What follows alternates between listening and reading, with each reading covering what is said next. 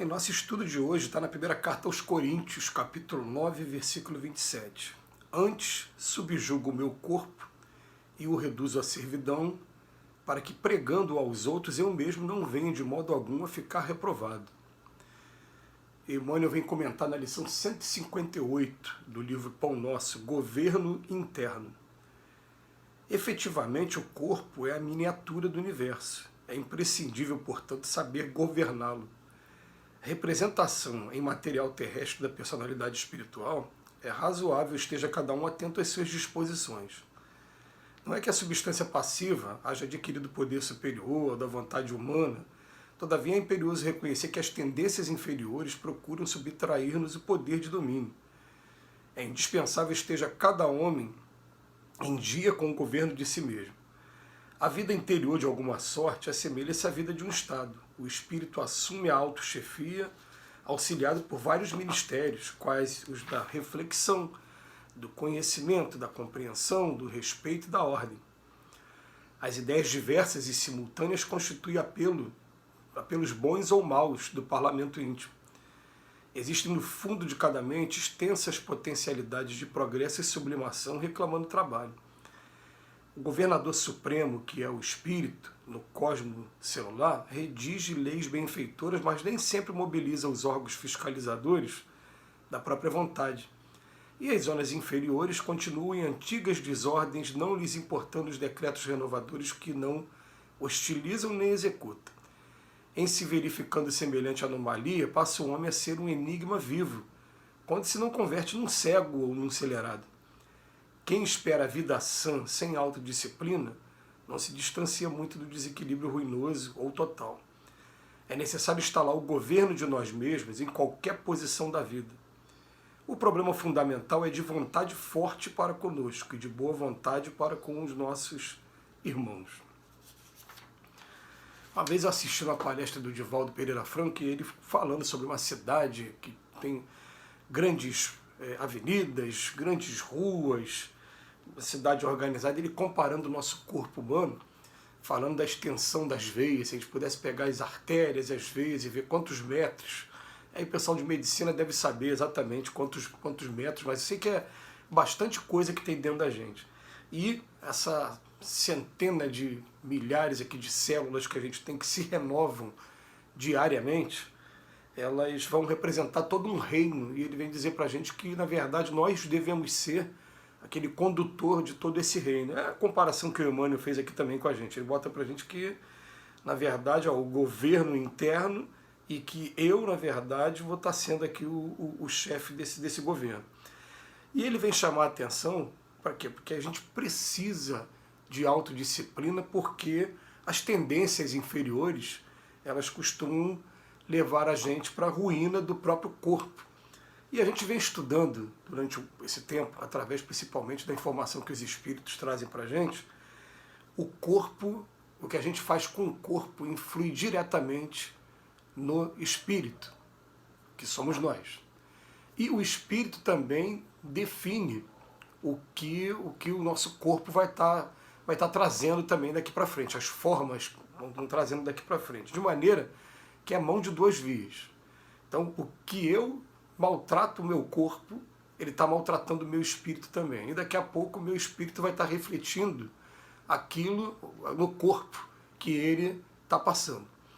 Então o que acontece? É uma coisa, ele bota pra gente aqui, ó, a representação em material terrestre da personalidade espiritual é razoável esteja cada um atento às suas disposições. Não é que a substância passiva já adquirido poder superior, não é isso. Mas é imperioso reconhecer que as tendências inferiores, gente, quais são as tendências mais rudimentares, mais inferiores nossas? São as tendências, primeiro, as instintivas, as agressivas, que a gente tem, as violentas para a defesa da vida, a tendência também sexual nossa, das mais primitivas. Aí, mas meu Deus, não, a gente está tentando, a partir de agora, compreender a função nobre do sexo e compreender que nós precisamos disciplinar esse impulso nosso. Mas que ele é primitivo, a gente fala primitivo por quê? Porque desde que nós somos seres humanos de alguma maneira, que a gente está aqui vindo para a experiência na matéria e precisando da forma sexuada para poder dar a perpetuidade da espécie. Então, né, é nesse sentido. A gente sabe que o sexo tem funções sublimes.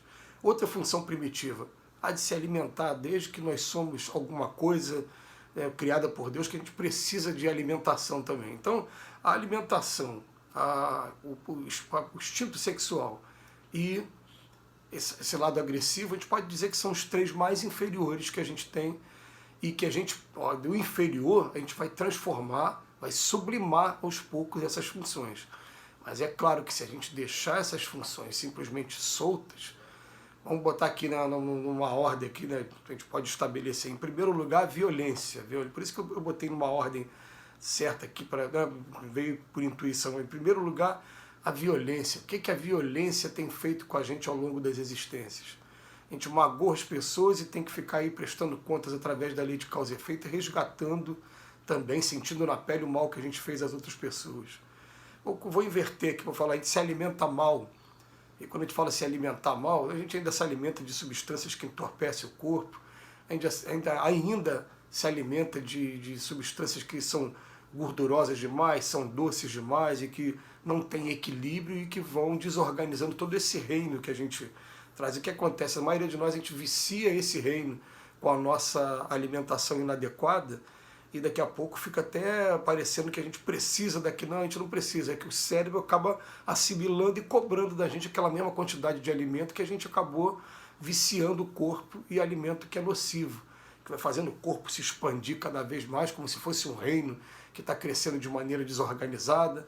Vamos imaginar aí, né, como for a origem das favelas aqui e como as favelas às vezes crescem aqui tão perto da gente, de maneira totalmente desorganizada, e se perde o controle, é claro, né? Por isso daqui a pouco tem um tráfico organizado, o crime organizado que se perdeu o controle. Acontece a mesma coisa, daqui a pouco a gente começa a engordar, começa a pressão ficar alta, começa a ter problema, e quem sofre? Nós, espíritos. O que a gente está fazendo com o corpo vai fazer a gente sofrer. E por último, a gente vai colocar então a função sexual, porque a função sexual eu coloco por último porque tem muitos espíritos. Eu já vi várias mensagens nesse sentido, dizendo que a função sexual é uma das últimas que a gente acaba sublimando, que a gente acaba, tem espíritos aí que já conseguiram muitas vitórias, mas ainda não conseguiu totalmente a vitória sobre o controle desse impulso sexual. Aquele impulso, o que seria o controle do impulso sexual? Utilizar ele realmente para sua função renovadora de espécie terapêutica da mente, sem fazer ninguém sofrer, sem utilizar ninguém como objeto, nem magoar as pessoas, nem brincar com o sentimento das pessoas. Essa seria a função ideal, mas o que acontece é que a gente, pela tendência ainda instintiva e primitiva, né, a gente, tanto que no estudo das emoções, a libido é considerada uma emoção. Quando eu li isso, eu falei, meu Deus, olha só, a libido, essa força sexual é uma emoção. Por que é uma emoção? O que ele fala pra gente? Quando estiver com raiva, não fala. O Chico Xavier até fala assim, se puder botar água na boca e ficar calado, ótimo. Procura botar água na boca e ficar calado.